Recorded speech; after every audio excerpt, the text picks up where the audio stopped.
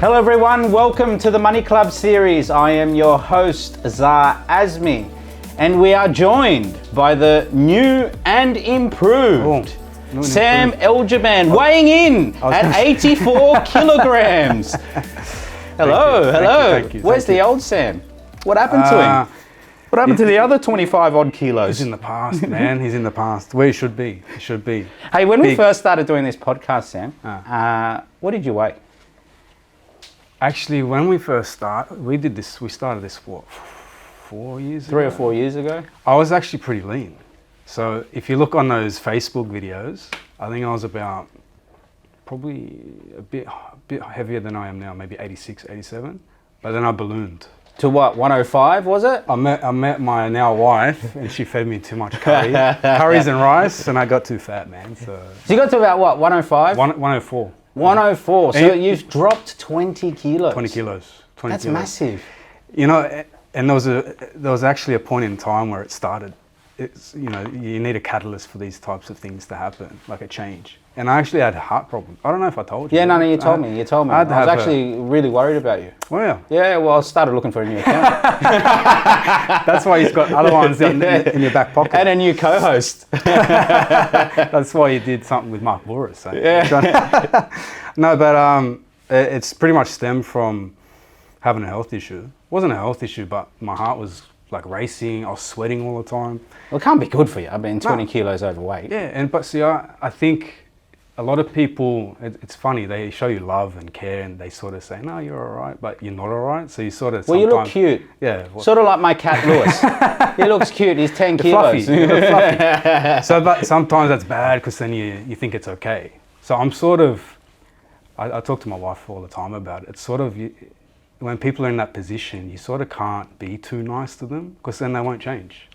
So you sort of, and I remember that guy burnt me on the Instagram video. Yeah. Since then, I'm like, sometimes we need haters to wake us up. But look, I'm extremely proud of you. Thanks. I think, you know, I've probably played a good part in sort of burning you on this podcast. Every time we intro, it's always commenting about your weight, and I'm glad it's actually it worked. It's worked. That's not only the burning; you're actually a good role model. Obviously, you stay in shape. Well, I try and lead it by example. You know what I mean? Yeah. But look, everything in life tends to get better when you're in physically good shape, right? And you can be a test for that. You know have told me over the past few weeks how much better you feel and how much better your work is, your relationship, everything. Energy level, everything. Everything falls into place. So I'm extremely proud of you. Thanks, and, welcome the new and improved Sam. 2024 Sam. And also to our podcast listeners, welcome to 2024. This is our first episode.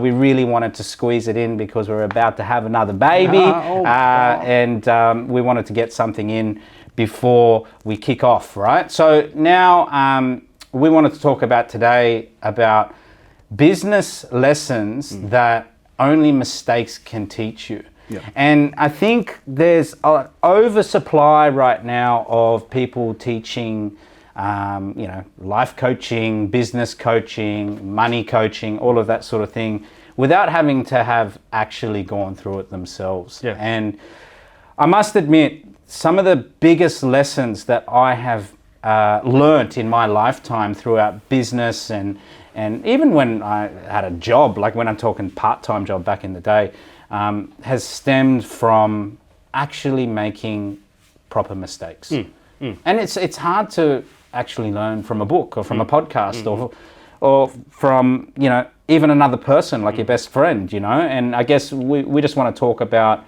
how normal it is. Yeah. And try not to just listen to people who haven't been through it themselves, right? I think there's a stigma, I think, about making a mistake or something failing. People don't want to do it, so they'll try and avoid it. But when you think about it, that's sort of where you get the gold and the learnings from. Sort of if you take it to the weight thing, you get to the negative space, then you realize you have to change. There's a need to change. So going through a hard time or a problem, working out the solution, it's sort of the best thing you can do. When you win, you get confident. You might not learn. You might go, okay, I can do this, and you get the confidence to keep doing it, but it's not going to really test your sort of analysis on it or anything like that. Well, you're not going to feel the pain, right? Yeah. And it's like Andrew Tate says, he goes, humans learn through actually going through the pain. And I think one of the examples he said in one of his podcasts or interviews where I really resonated with, and I'm sure you would as well, because you see it all the time through people's businesses, is, you know, people start a business and they think that, you know, it's all going to be successful and, you know, all of that sort of thing, and then you get whacked with a BAS bill, or you get whacked with a tax bill of some sort, and you don't know where you're going to take that money from because you didn't account for it. And I've been through that with pretty much all of my businesses, and you don't really understand the pain until you owe the ATO $100,000, which you didn't know you had $100,000 to spare, right? And then you've got to dig yourself out of this hole, and you just don't let it happen again. And that's how we learn as humans. We get punched in the face and we go, fuck, that was painful. How do we learn to box better, right? How do we learn to counter? How do we learn to duck and weave, right? And you really need to go through those painful lessons yourself. And the only way you're really going to do it is by just doing it, right? And being prepared to get punched in the face. So, you know, the biggest piece of advice that we can give our listeners and our audience, it's not that, okay, avoid these risks, actually take them. Be prepared to fall over and hurt yourself.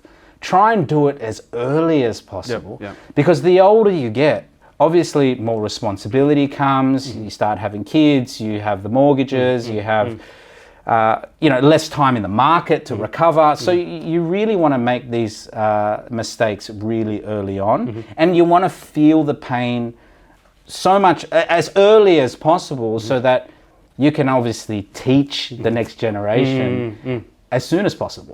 Right? And then you can become one of these bullshit life coaches, right? Well, then you've actually got credibility. Yeah. So I think what you're saying, the new, and some of them are quite young, so they haven't even experienced life, and they can't really help you.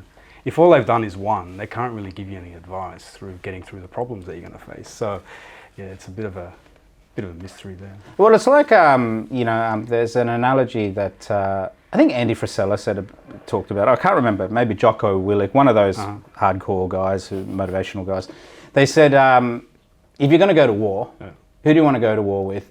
The guy who's prim and proper, got all the you know, the nice muscles and, you know, neatly pressed uniform and all of that sort of thing, or the guy with the battle scars you know, he's got no front teeth, he's, you know, his uniform's dirty. He's been through hell, right? And when you think about it, you want to go with the guy who's been through hell because he knows what pain is.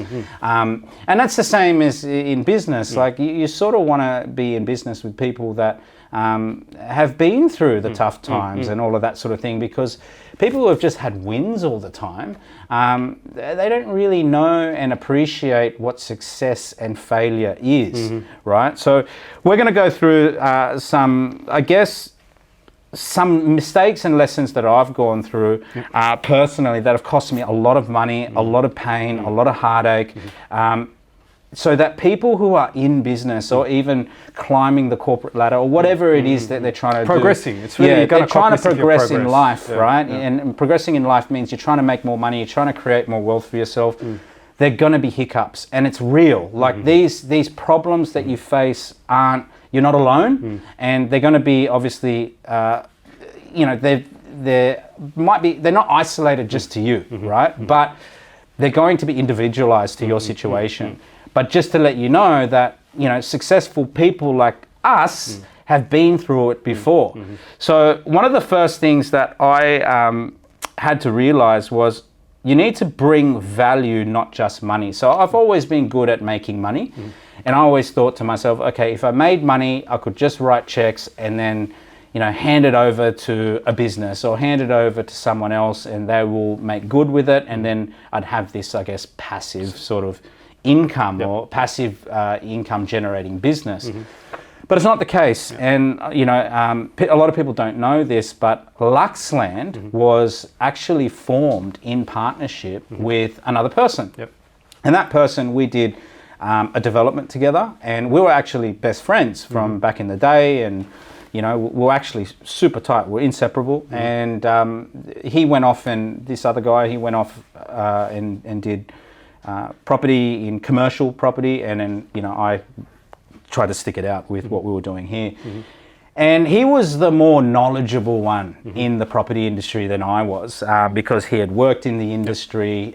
He was in that corporate sort of structure, and he was doing quite well. So I always looked up to him, and I thought, okay, well, if I went out and just made the money and I just wrote the checks to him, and he would be able to go off and do the developments and all of that sort of thing. But it sort of bit me in the ass, because this guy ended up ripping me off, and you know, he left me with tax bills. And look, we made money together. I'll give him that much. But he also took advantage of me being able to make the money and take the funds and basically run off with it. And he's actually got a bad name now. He's just got a shit name in the industry, right? And I'm not going to name him, because he's the type of bloke that would probably take you to court for defamation. He's a bitch, right? But we'll leave him there. But I actually do have to thank him for the lesson that he taught me. And I lost a lot of money through this bloke. In hindsight, I'm actually really glad it all happened. So even though the guy's a bitch and I don't like him, and I'll probably hurt him if I seen him in real life, but the thing is, I actually have to thank him, because now I've got that lesson that I took with me to produce this beast of a business called Luxland, right? And he's now got nothing to do with it. So even though the intention there from him was not to do good, but it taught me a lesson, and ultimately that lesson was, don't just know how to make money, know how to bring value to the table. So I think to myself, okay, when something bad happens, Sam, what can I do to take advantage of this situation by going responsibility? What do I take in terms of ownership to go, what could I have done better?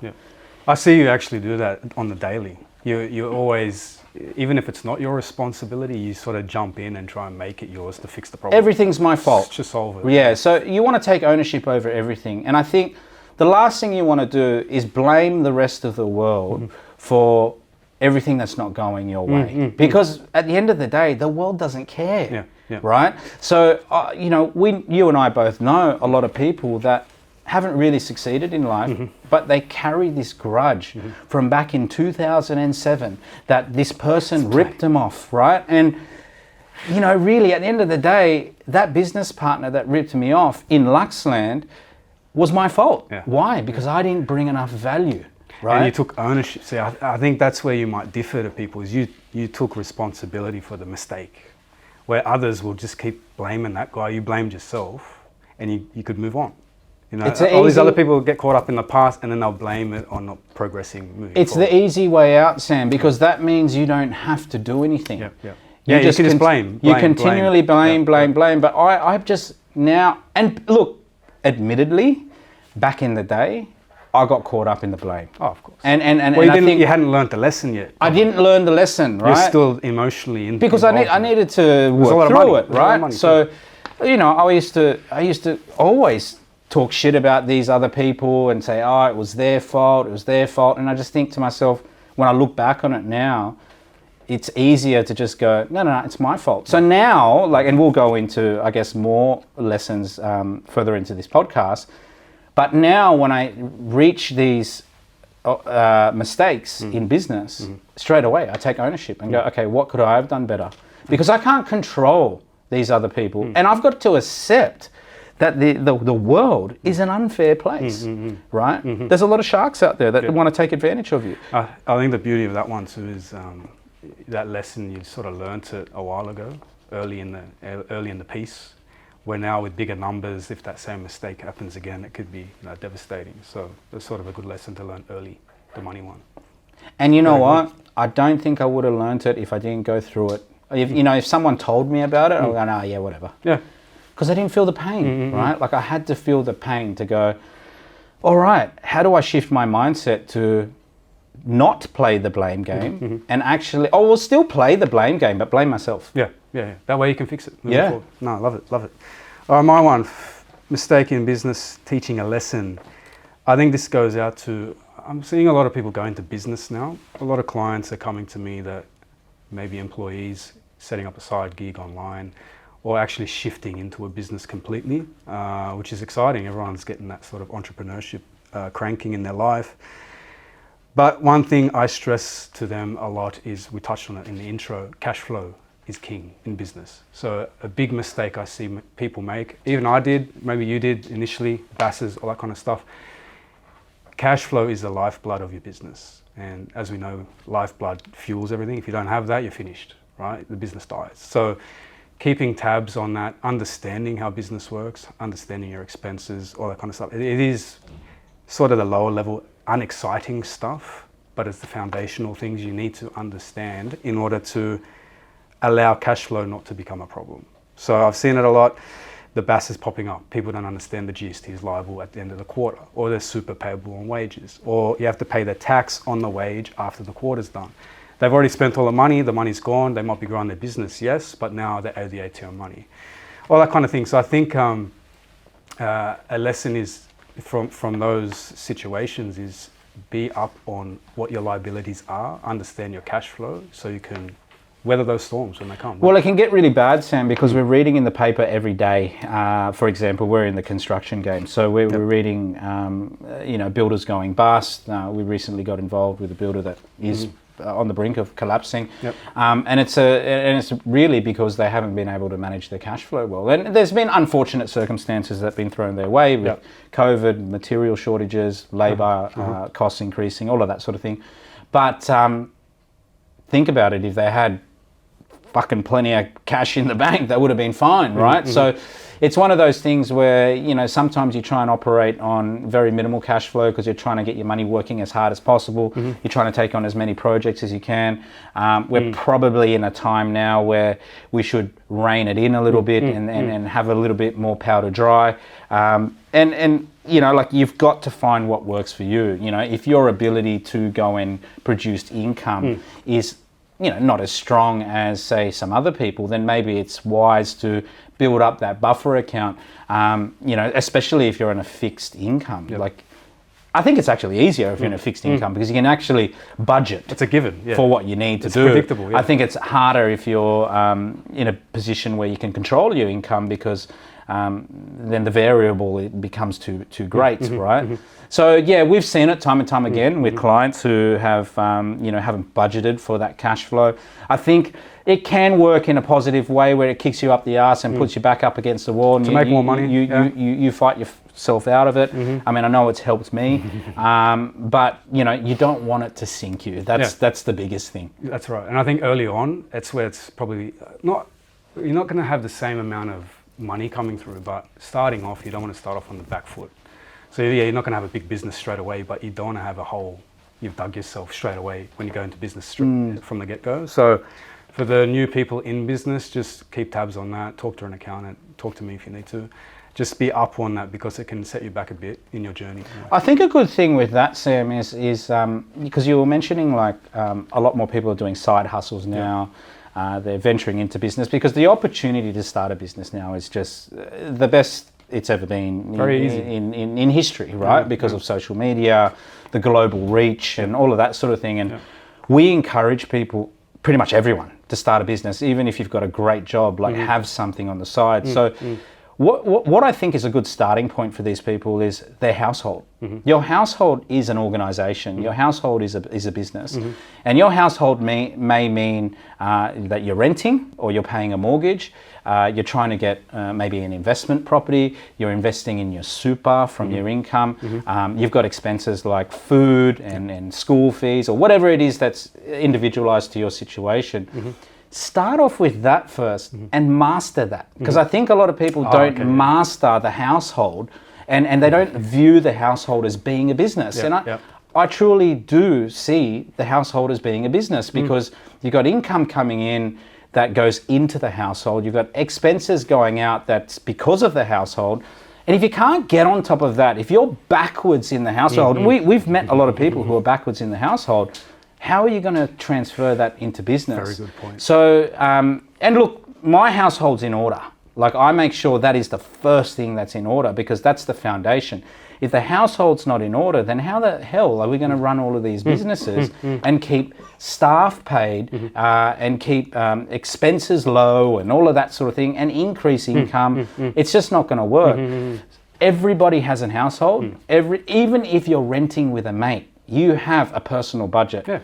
So stick to that first, get that right, really understand it and make sure you've got that leftover cash, because that's the same as when you start a business, and then you can scale that up to bigger numbers. Very good. I like that. So start basic, start at the home first. Yeah, and look, fuck up on the home. It's okay to fuck up on the home. Maybe you've gotten a rental that's too much and you've got to downgrade. That's fine, right? You know, your lease is up in 5 to 6 months.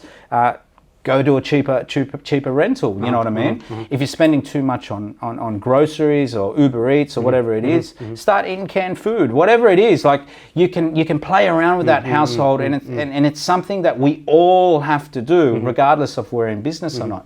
So that's a really good foundational starting point. And you'd rather feel the pain in the household first, rather than having to pay the tax man, too much money that you don't have.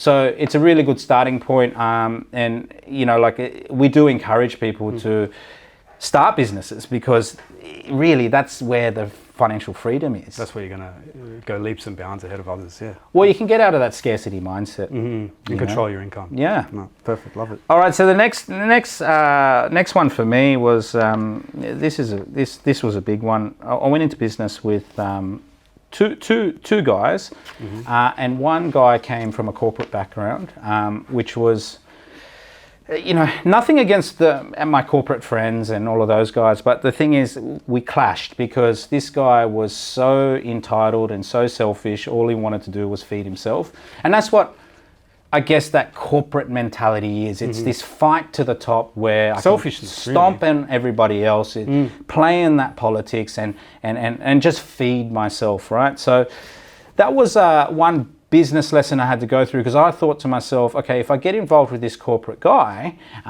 it might bring a little bit of structure to my business, but it actually made it worse because our values weren't aligned.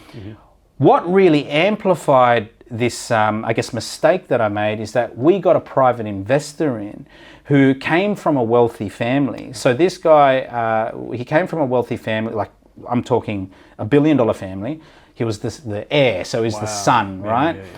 And this guy had basically like an investment slush fund where he could just throw it at any investments that he want, and they just write it off as a loss. So he would have had, I don't know, $5-6 million to spend a year or whatever it is.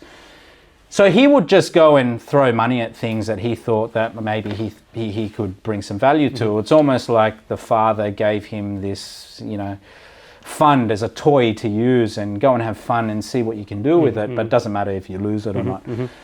So the issue we had was when we had this corporate guy running the company, and who was my business partner, and then we had this son of a wealthy family involved in the business as well. Both of these guys didn't really understand where I came from, and I'm not actually. I've got nothing against these guys. Actually, it's just we were different. That's the thing, and it's sort of like getting married to the wrong woman, right? It's the woman might not be They're bad. On different page. We're just different, right? We come from different cultures, all of that sort of thing, right? Yeah. So, but I thought because of the money was there.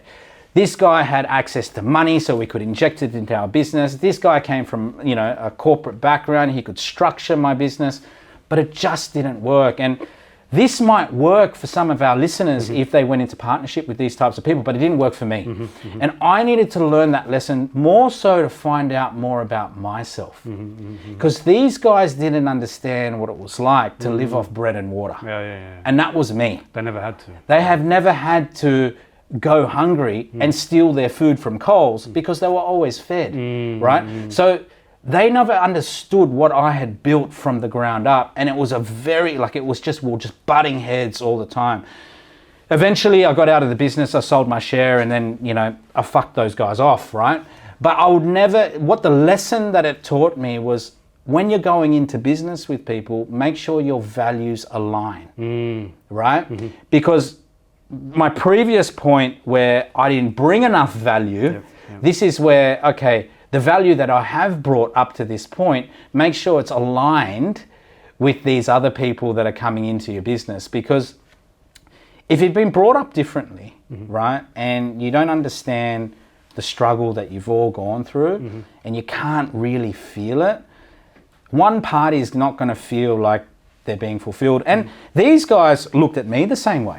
They're like, oh, who's this street kid who's come from nothing? We don't need him. We'd rather have someone else who's from a wealthy family and all of that sort of thing. Same values. They want the same values. Exactly. And, and they had no problems with trying to push me out of the business or rip me for shares and all of that sort of thing. They had no emotion attached to it because they were used to just... That's how they operate. They were used to stomping on other corporates, right? So with me, I'd get emotional about that and go, man, I would never do that to anyone else. Like, I'd never do that to them, right?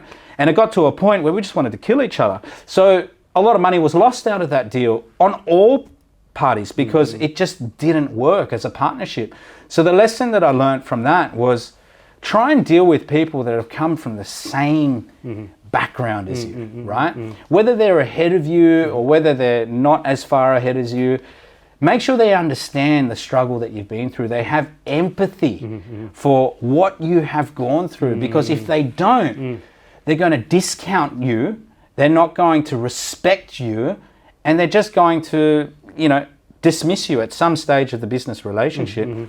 And it's going to hurt. Like it hurt me because I was like, hang on, I worked so hard to get here and you just don't give a fuck about my journey. You know what I mean? So it's one of those things. Where the fuck am I going to read that in a book? Where am I going to learn that in a podcast, right?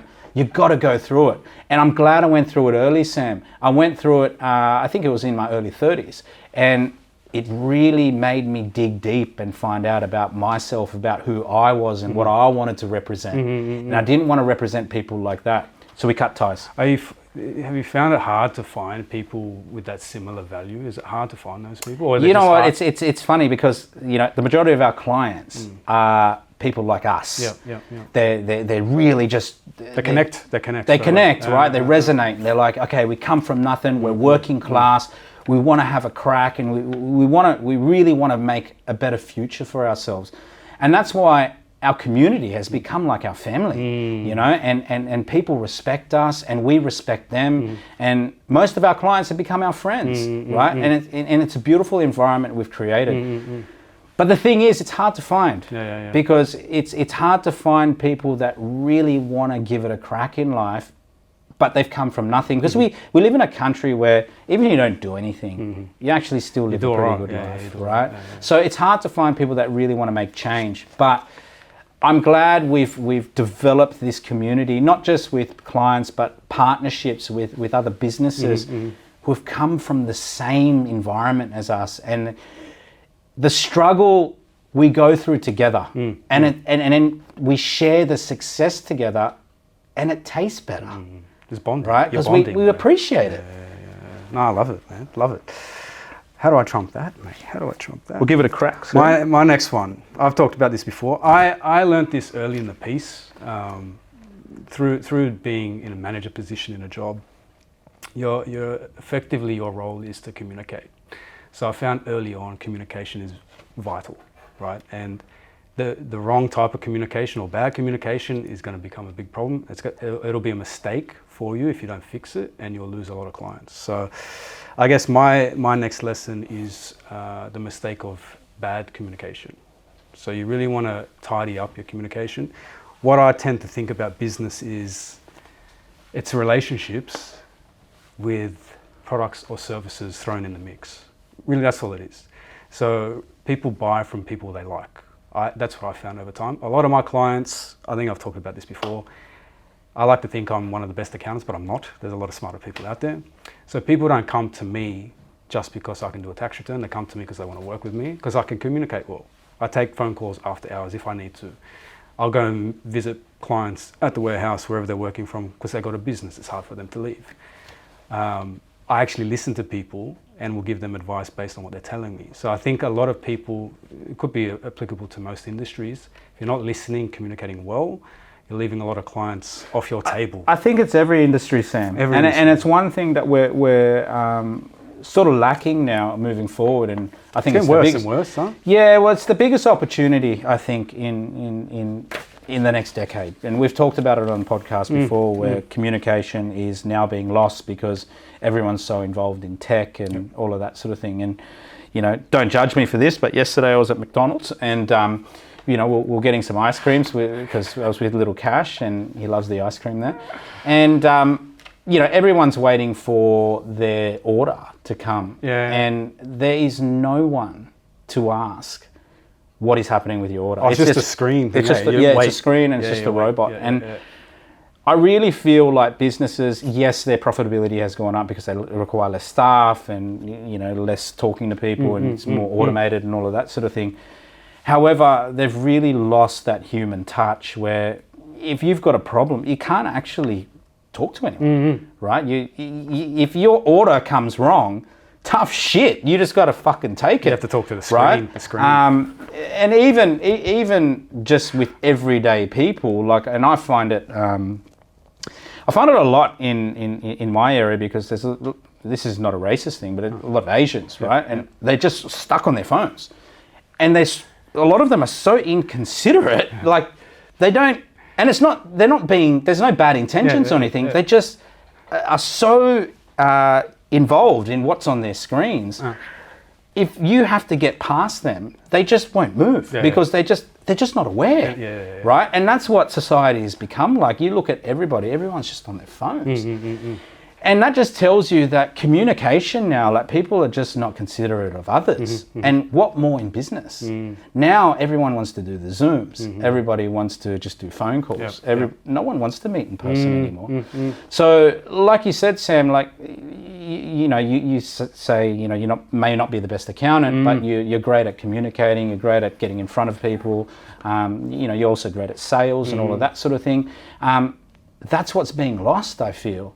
And the thing is, it's the biggest opportunity moving forward because so many people are reliant on tech now that they don't want to communicate anymore. Like how many times have we got, I guess, younger business partners who, they call up and they need something and then we provide it for them and then we just don't hear back from them because they don't feel the need to say, hey, Sam, I appreciate what you did for me. Acknowledgement, right? Yeah. They just go off and use what you provided and you sort of look at them and think, what's wrong with you? But to them, it's normal, right? But we don't remember people like that. They don't become memorable in business. And we're talking about business here, right? So in business, you need to be that memorable person where people know that you are appreciated and they appreciate you. Like it's this give and take. And, especially in this environment we're in now where it's hard to build relationships. So you need to go, okay, instead of building relationships with 1,000 people, why don't we just have 10 and build some really good, deep relationships with them and just communicate. And that's, I think, back in the day when I used to work in King's Cross and all of that sort of thing, the way you used to communicate was through physical altercation, you know what I mean?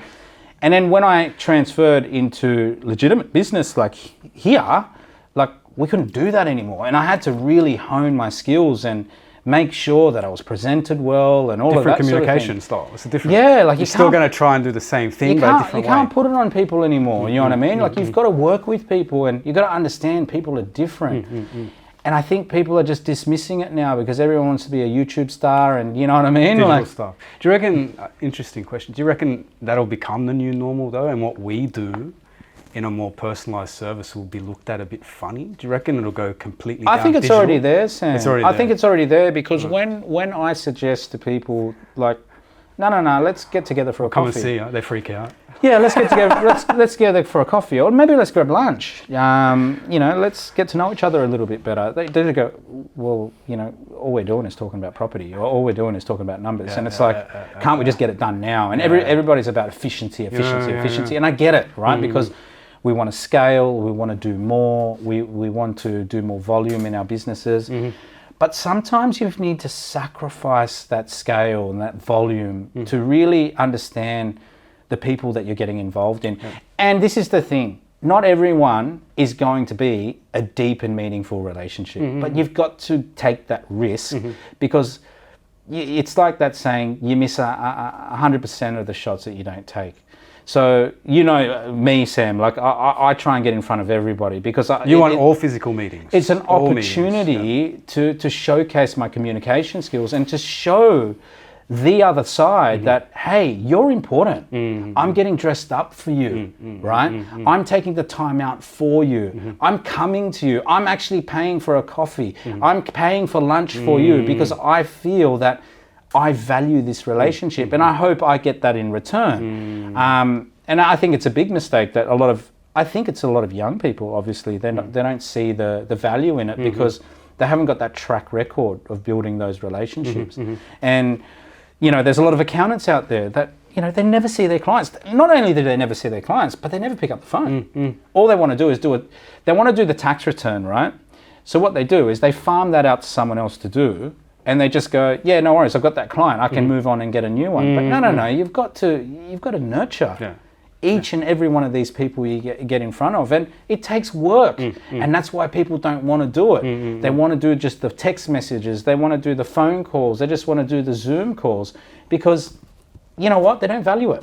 There's a time and place for them, like I get it, but I think initially you need that physical communication, have a meeting, all that kind of stuff to build the relationship. You can't do it from the get-go digital. Sam, the amount of times I've done Zoom calls with people, because I've just had to, because maybe they're in another state, and you know, whatever it is, and phone calls and teleconferences and all of that sort of thing.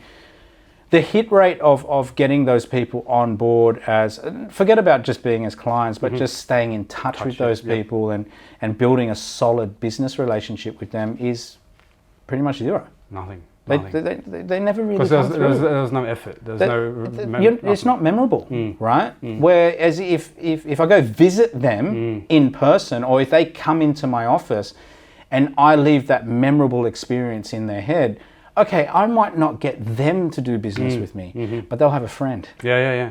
They'll talk highly of you. No. And it's happened many times. I've seen it. So referrals come through that. So I think, you know, that communication piece it's massive because we've failed at seeing it not work the other way. You know what I mean?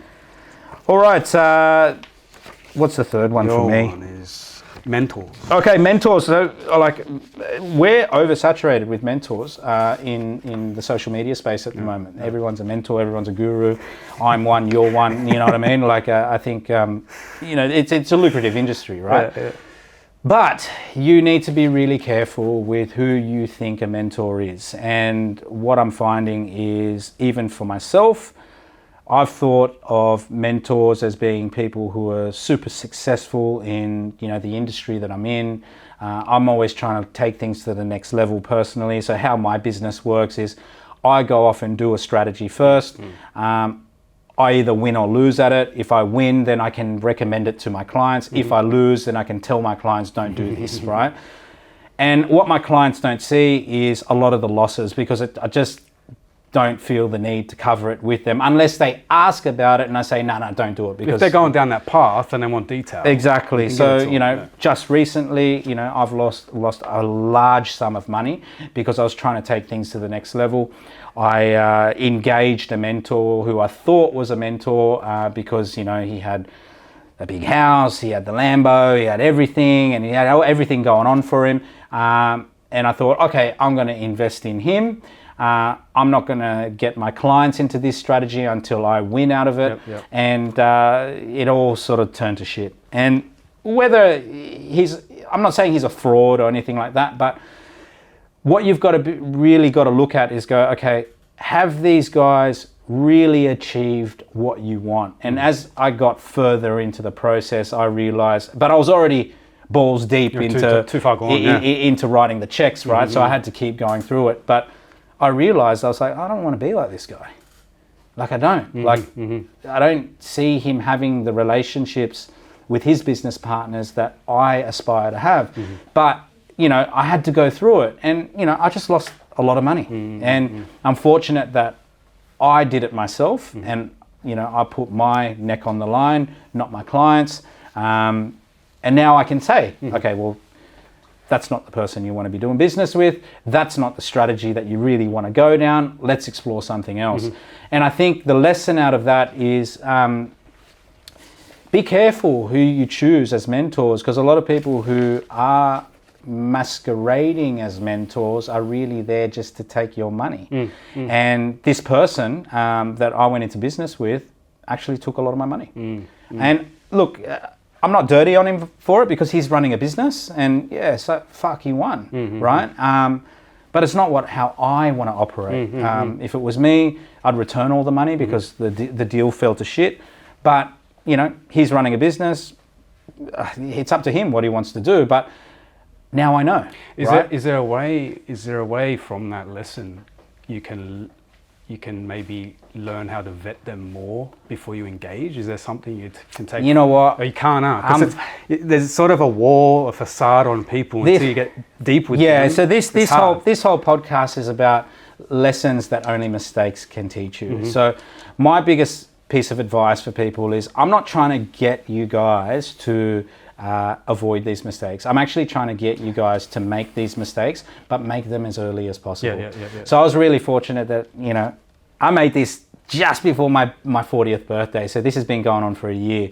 You know, I think it's, a lot of people say, oh, you know, be careful, take your time with doing things. I'm actually really glad that I jumped into this deal a year ago. Yes, it's cost me a lot of money. Yes, it's cost me a lot of headaches. But I'm just really glad that I did it early because now I know and I can move on. You got time, right? Yeah. And I go, okay, I learned so much about over the process, right? I learned with a different level of dealing with lawyers, construction companies. You know, I had to fly around Australia trying to solve problems. Like all of that is experience for me. So the learnings that I got from it definitely are worth the money that I've lost. And I'm able to move on from it and make better decisions now. And I just eliminate that from my life now, or from my business anyway. And what I did, I remember talking to you about it in the car when we were driving. It's sort of, because that was one additional mentor you added to your mix or partner you work with. It sort of redirected you to spend more time, effort, and relationship with your existing ones. Yeah, so it made me appreciate what I have, Sam. Yeah. And I've really taken stock of who I have in my business life, who I can lean on as mentors and people that I can look up to. And it's sort of reaffirmed to me that those people are the people that I really need to go all in with. So it's not like I was searching for people, I didn't have anyone at all. It was just that it was just an additional thing. I thought, oh no, this would be cool. Like this would help me grow. On the outside, it looked good, and then you know you get to compare, right? Like nothing against this bloke. Like he's like I said, he's running a business. He's trying to get people involved, and you know, I'm not saying he ripped me off. It just that I've had a better experience with other mentors, right? So just be careful with people who pose as mentors, but really are they just trying to get your business? That's how I felt in this situation. I don't think there was a genuine mentorship there. I think it was more so, hey, I'm running a business, I'm trying to make as much profits as possible. You know, he was trying to get out of a hole himself, so I probably got him at a bad time where he was just desperate to sort of make as much money as he could. Unfortunately, I copped it, you know, the shit end of the stick, and I think you've just got to go through it and understand, okay, this doesn't work, but I've got something over here that I appreciate more. It's like a weeding out process. It's like the higher you go, you have to meet new people, but weed them out. You can continually weed. Yeah, weeding I mean, there's another one I can tell you. You know, we got involved in a commercial property deal, and this guy said, you know, I need some money to get this deal over the line. You'll get an X amount of return. And it wasn't about the money that I put in with this guy. It was more so about this guy was, you know, considered quite high up in the commercial property industry. And I thought, I could learn a lot from him because, you know, commercial property is not my thing. I needed someone I could lean on. And he basically took my money and ran. And this guy, you just can't get in front of him. You know what I mean? And it was a lot of money. And I think, yeah, well, I did. Everything I do, Sam, is to really build a relationship so I can learn more. And it's not so much the money, but, you know, I think the money's a really good tool to go, hey, this is a test to see if this guy's the real deal or not. And look, it's expensive, and a lot of people can't afford to do that, but I can, right? So I'm glad I can afford to do it because now I can go, okay, well, I've tested you out, you don't work. I've tested you out, you don't work. But I've got 3 other guys here who I've tested out over the last 10 to 15 years, and I know I can go all in with those guys. And that's the position you want to get to. You don't want to get to a position and go, fuck, I actually don't have anyone got no I one, can go yeah, all yeah. in with, right? Yep. So the guys that you really do trust as people that you look up to, mentors, and people that you potentially do business with, I highly recommend using mentors you do business with, because you're benefiting them and they will... There's an exchange. Yeah, there's an exchange already of a business value, right? relationship. And you know, the only thing that's going to tell you what works is going through it. You're not going to learn it from listening to this podcast. You have to build a relationship, get burnt, or see what happens, move on. Find the right welcome guys. getting burnt, you know, and I've been getting burnt for the last 15, 20 years. And a lot of people laugh at me and go, oh, what's wrong with you? You trust people too much, blah, blah, blah. It's like, well, yeah, I come from no wealth in my family. I come from no contacts. I come from nothing, to the point where I actually have to help my family and my wife's family, you know, live a good life. I actually don't have a choice. I don't know anyone. You have to go into like the Wild West and deal with all this shit. I know people now because of the last 20 years of operations, right? Because you built the relationships, you had to go down that path. Exactly. I've had to punch on and get through it through, you know, trial and error. So it's what in most of our audience, that's what they come from. They come from nothing. So early on, give it a crack, see what works, stick to what works. Go and venture into other things if you want to keep scaling up. But then eventually you're going to get to a point where you go, all right, I've had enough of taking this risk. Because I'm sort of at that point now where I don't really feel like I need to. I always said to myself, when I turn 40, I'm not going to really be as reckless as I was when I was 30 or 25, right? Because I don't have as much time. You know, and also I've got too much to lose now. So life's changed. Life's changed, right? I'm in a different stage of my life now. But you know, most of our audience they are under the age of 35, and we want them to, you know, be okay with taking risks. Take risk, make mistakes. You'll learn. Love it, man. Love it. All right, my one. This one is something I read about a lot. It's about sort of learning to control your emotion. I find a lot of people in business, they might be very volatile emotionally, they react emotionally. I used to be like this. And how many problems does it cause? Not only to say that relationship you have with someone, but your own internal like balance. And it can fuck you up. It can lead to other problems in your life. It might lead you to go to the pub, start drinking. It might take you doing drugs or have issues with your family or spew, you know, hate and negativity. We'll start eating donuts. That's what I did, man. I started eating too much food. Well, it can spiral onto so many different things, and this is a really good example. Like I went through something pretty bad a couple weeks ago, and in business, and I never ever come home. Like it's I used to, but I haven't come home. You don't go home in a bad way in terms of like bringing my problems home. And especially after having my son, like I've never really come home in a bad work mood. Stays here. Go home happy. But I came home in a bad way, and it was because a large sum of money was lost. And I'm talking like 7 figures, right? And it was only 24 hours that I went through this thing, and it was really hard. But it made me take stock of actually how good I've been. And I was discussing with my wife in terms of your reaction to the problem. Emotional and you know, being angry, being frustrated, hating myself, all of that sort of thing.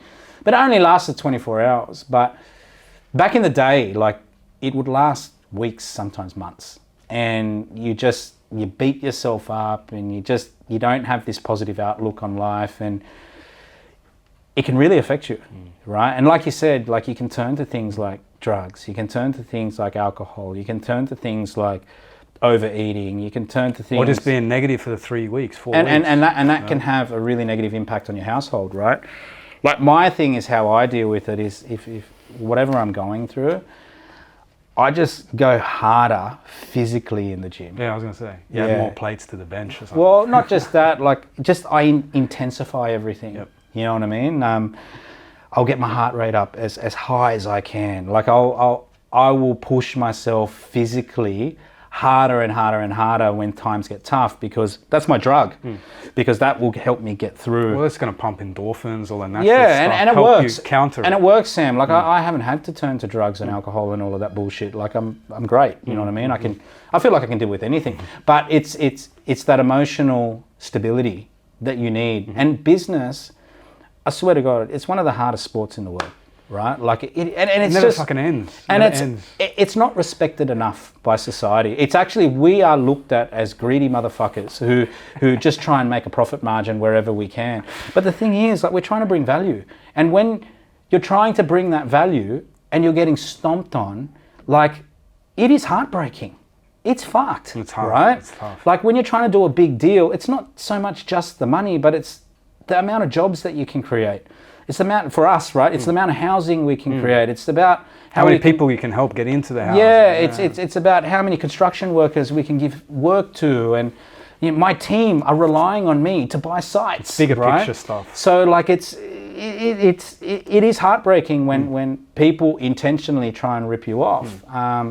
But it's really important to get those emotions under control, because it's just going to happen. It's sort of, I've seen this nice quote, you'll like this one. They say, don't fear the storm, learn to dance in the rain. So it's pretty much telling you things are going to fuck up. Things are going to go wrong. Be prepared. You're going to for lose it. money. You're going to lose a staff member. You're going to have you might have a lawsuit against you, but this is part and parcel. And it's a period of time. You'll get through it. And this is where it's hard, Sam, because we deal with clients where we're trying to, for example, for us, we're trying to build portfolios for clients. Yeah. And a lot of clients complain about things like, oh, it's costing me negative cash flow per week, or, you know, the house is not finished yet because we're in construction, right? We're trying to build homes for their investment properties. It's 2 months delayed and all of this Interest stuff. bill, And blah, it's blah, like, blah, yeah. look, these to us are they little problems, because we've dealt with so much bigger issues, right? Like we're losing sometimes millions of dollars on deals, right? These clients are losing $100 a week sometimes. It's just, sometimes they complain about paying my fee, 1%, and all of those sort of things. It's like, man, you don't know what pain is. And also, we're trying to build a business for you. Now, building a business is not easy. It's not streamlined. It's not straightforward. It's not linear, right?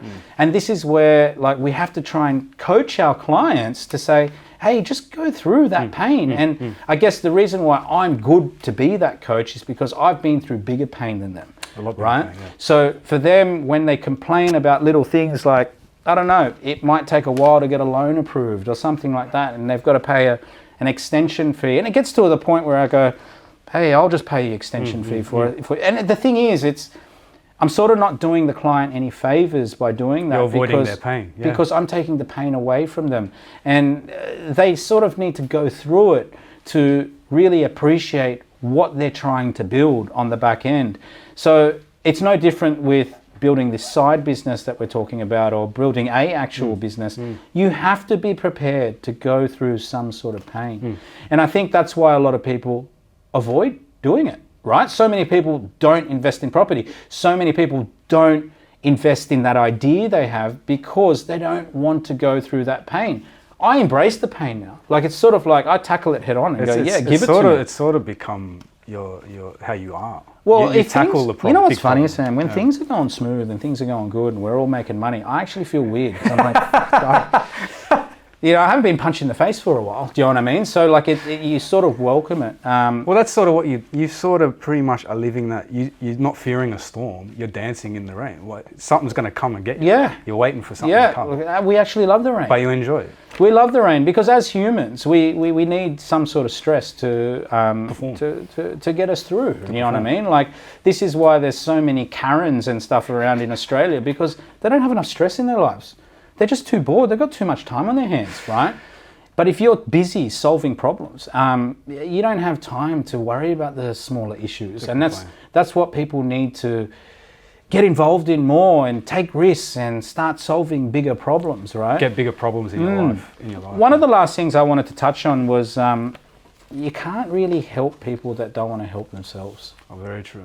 You know what I mean? We come across that a lot. Yeah, and that's where I'm finding it's not so much a mistake, but it's just something that I've experienced where people just don't want to take risk. But they initially reach out, don't they? They reach out because they want the results, Sam, but they don't want to do the work, Yep. Okay. right? And I have made the mistake. I guess the mistake is pushing Yep. clients Yep. and say family. They're probably the biggest ones, clients and family. They're not clients. They're potential clients, and then also people in family who you're really trying to help. You're trying to add value to their lives. You're trying to, because we've created a product where it's life changing, right? Like you can really achieve financial freedom in 5-6 years, right? Through our strategy, if you're prepared to go through that pain. But the thing is, if these people don't want to do it themselves, you can't put a gun to their head and go, hey, make it work and, do it, sign the contract. They've got to believe in it. It's got to come from within. And I've made the mistake of trying to really push this thing onto people, which I think will work for them, but they don't actually want to do it. And it's sad, but you have to just understand that not everybody wants what you have. Well, everybody will want what you have, but not everybody is willing to go through the work and the pain that you've gone through. Sacrifice and pain to go through. They don't want to go through the mistakes. They don't want to go through the pain. They don't want to take the risks because, and look, you've got to understand, a lot of these people that will take that on if you show them the way will blame you when things go wrong. So for example, a lot of my clients, they blame me when things go wrong. And I'm happy for them to, because it's my job to coach them through it. But you do need to take accountability for what you're doing in life to be able to create wealth for yourself later on, right? So there's a period of sacrifice, there's a period of pain, and unless those people are willing to go through it, then they're not going to get the result. Yeah. So everything worth having doesn't come easy. You have to go through some sort of pain to get there. I think most clients understand it, but we do get the odd few that come through that just don't want to go down that path. But yeah, And if it was easy, Sam, everyone would do it, right? Like if we look at, for example, my business, the amount of property investors that own 5 or 6 more properties, it's literally probably about 19,000, I think the stat is, of the total population. Very small. It's very small. Why? Because it's hard. It's hard. So look, our mission is to help as many people as possible, get into the property market, be better at their businesses. That's why we sort of coach them through accounting and business mentoring and coaching and through these podcasts. So, but hey, yeah, they're the mistakes that we've been through and which we've learned a hell of a lot from. And now we encourage you guys to avoid them. Don't learn this and not avoid them. Go and do them. Go through the mistakes. And the younger you are, the better it is. Take as much risk as you can. I love it. But yeah, welcome to 2024, guys. We look forward to the next one. Thanks, Sam, for your input. Much appreciated. We'll see you next time. Peace out. Bye-bye. Bye.